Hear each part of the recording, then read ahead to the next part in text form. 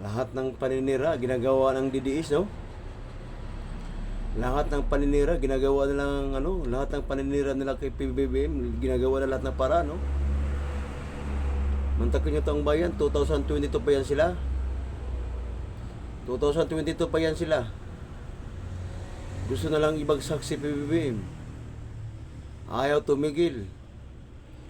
Lahat ng klaseng paninira ginagawa nila kay PBBM. Lahat ng pangbibintang ginagawa nila kay PBBM. Puro lang sila paratang, wala namang ebidensya.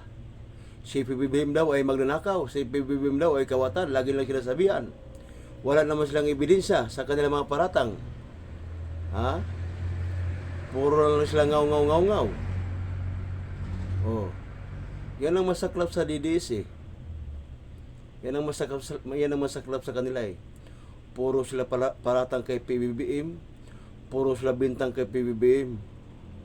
Na magnanakaw ro si PBBM, kawatan ro si PBBM. Wala naman silang matibay na ebidensya sa kanilang mga paratang. Kaya pinaparatangan nila si PBBM na kung ano-ano. Kasi desperado at hibang ang DDS. Desperado at hibang sila.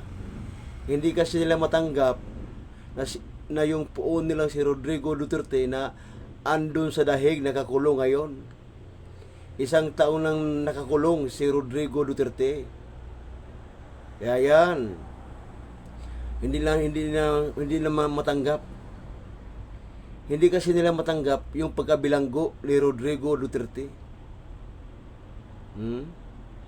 Kaya mga hibang at desperado ang mga DDS. Palagi na lang na pinaparatangan si PBBM. Palagi na lang pinaparatangan kung ano-ano. O hanggang ngayon, hindi pa rin sila nagtagumpay, hindi pa rin nagbagi. O. Diba? Lahat ng klaseng paninira, ginagawa na nila. O. Ang gusto kasi lang mangyari, ibagsak si PBBM at ipalit si Sara. Kasi si Sara lang daw ang kayang panagutin ang na-involve daw sa korupsyon.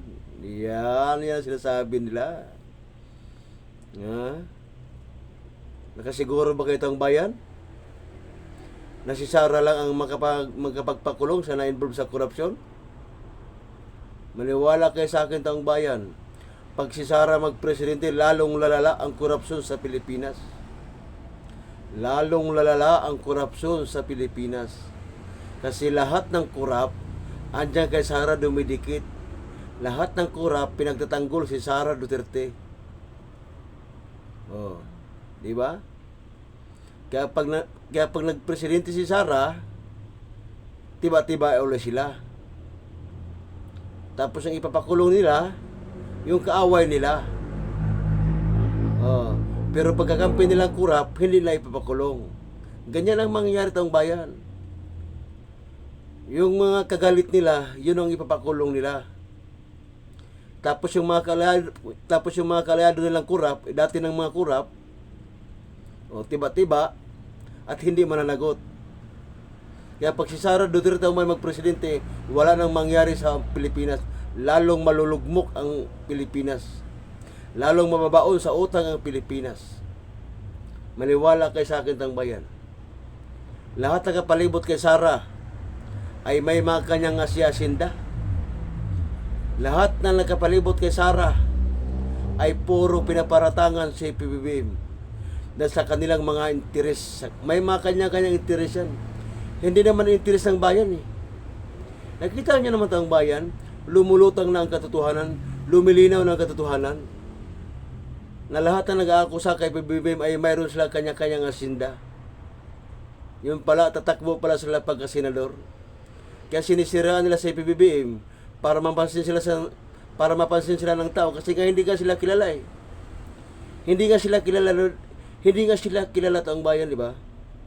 Sa pamamagitan ng paninira nila kay PBBM, kaya nakilala sila. Manira sila ng ibang tao para mapakilala sila. Ganun ang ginagawa nila. Kaya para makilala sila, siraan nila sa PBBM para lagi silang ma-interview ng media. Si Kiko Barsaga, si Libiste, di ba? bigla lang sulputan yan. Sino pa yung iba dyan? O di ba? Kung gusto nyong makilala sila, ang gagawin nila, siraan nila si PBBM para tangan na kung ano-ano. Ganyan ang ginagawa ng bayan, tapos tatakbo sila senador. Yan ang kanilang motibo. Siraan si PBBM para makilala sila at tatakbo sila sa pagkasenador. O lahat na nagbintang kay PBBM na tumatanggap ng mali-malita. O andyan kay Sara, nakadikit. O nakadikit na. Ano mag-ibig sabihin nun? Lumilinaw ng katotohanan na pang sariling interes, may mga kanya-kanya silang interes. Hindi interes ng bayan. Yan, mangyari tong bayan yan talaga. Lalo magkalit-silit siya ang Pilipinas pag si Sara magpresidente. Pananagutin na yung mga kurap, huwag kayong maniwala tong bayan. Ang papananagutin lang nila, yung mga kaaway lang nila, kalaban lang nila. Pero yung mga kampi nilang kurap, hindi nila pananagutin yan. Maniwala kayo sa akin. Kaya lalong lalala ang korupsyon sa Pilipinas pag si Sara magpresidente. Goodbye na ang Pilipinas. Wala na ang Pilipinas. Lalong malulugmok. Kasi si Sara Duterte, isang bubong tao. Napakamangmang na tao. Kaya walang mangyari sa bansa taong bayan natin. Kaya wag tayong papayag na magpresidente si Sara. Hindi siya karapat dapat magpresidente. Wala nang mangyayari sa bansa natin taong bayan. Pag si Sara magpresidente, wala nang mangyayari sa bansa natin. Lalong malulugmok sa utang, lalong mababaon sa utang ang Pilipinas. Kaya kung mahal pa ninyo ang ating bayan, huwag kayong papayag na magpresidente si Sara. Huwag kayong papayag. Dahil lalong masasadlak sa kahihiyan ang Pilipinas pag si Sara magpresidente. Kasi si bubuo yung tangayan. Mayroon nang binabasang script na hirapan pa sa magbasa-basa. Mayroon nga sa binabasang script na hirapan na nga sa magbasa-basa. Kung ano-ano lang mga lumalabas sa bunganga niya.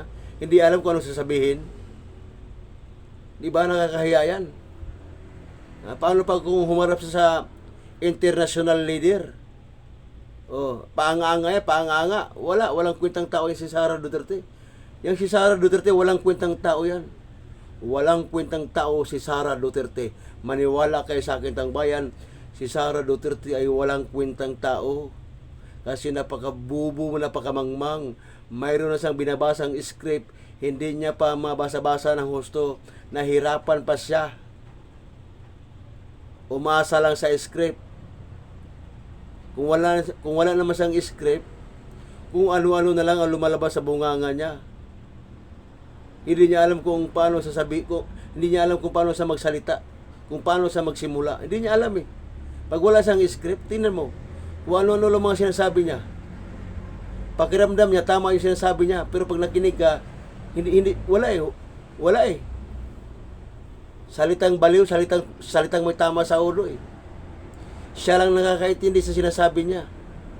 Siya lang nakakaunawa sa sinasabi niya. Pero pag pinapakinggan mo, hindi mo maintindihan ang kanyang sinasabi. Kasi nga ang nagsasalita ay isang bobo, isang mangmang. Walang kwentang tao. May tama sa ulo, may saltik sa ulo, may tiniling. Ganyan si Sara Duterte. Kaya nakakahiya yan sa international leader. Pag naging pangulo yan, nakakahiya sa international leader. Walang mangyayari sa bansa natin. Lalong malulugmok sa utang ang Pilipinas. Maniwala ka sa kitang bayan.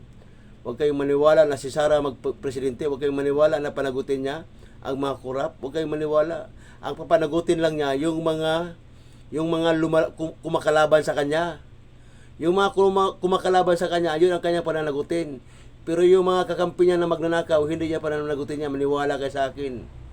Kaya walang mangyayari sa bansa natin. Walang mangyayari sa bansa natin. Walang mangyayari. Maniwala kayo sa akin. Maniwala tayo sa akin. Walang mangyayari sa bansa natin.